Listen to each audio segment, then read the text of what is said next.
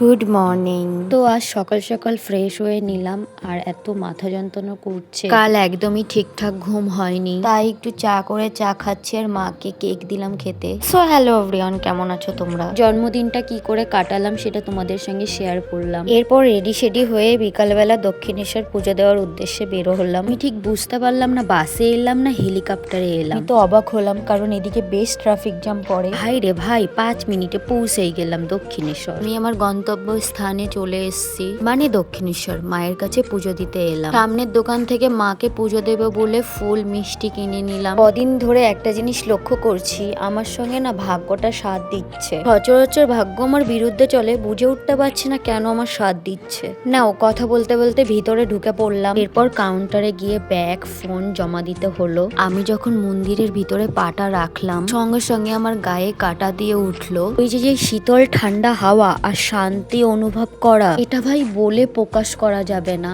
এতদিনের দুঃখ কষ্ট আমার এক নিমেষে মনে হয় শেষ হয়ে গেল। আমি ছাড়া 1-1.5 ঘন্টা মন্দিরের ভিতরে ছিলাম। ওখানে যে মনোরম পরিবেশ তৈরি হয়েছিল দেখার মতন। একদিকে সন্ধ্যা আরতি, একদিকে বৃষ্টি, একদিকে মায়ের গান। আমি বহুবার দক্ষিণেশ্বর এসেছি, এরকম মনোরম পরিবেশ কখনোই পাইনি। আজকে জাস্ট এক কথায় ওয়াও। মন্দির থেকে বেরিয়ে এসে গঙ্গার ঘাটে একটু ঘুরতে এলাম। দেখো পরিবেশটা কেমন শান্ত হয়ে গেছে, তোমরা জাস্ট পরিবেশটা দেখো।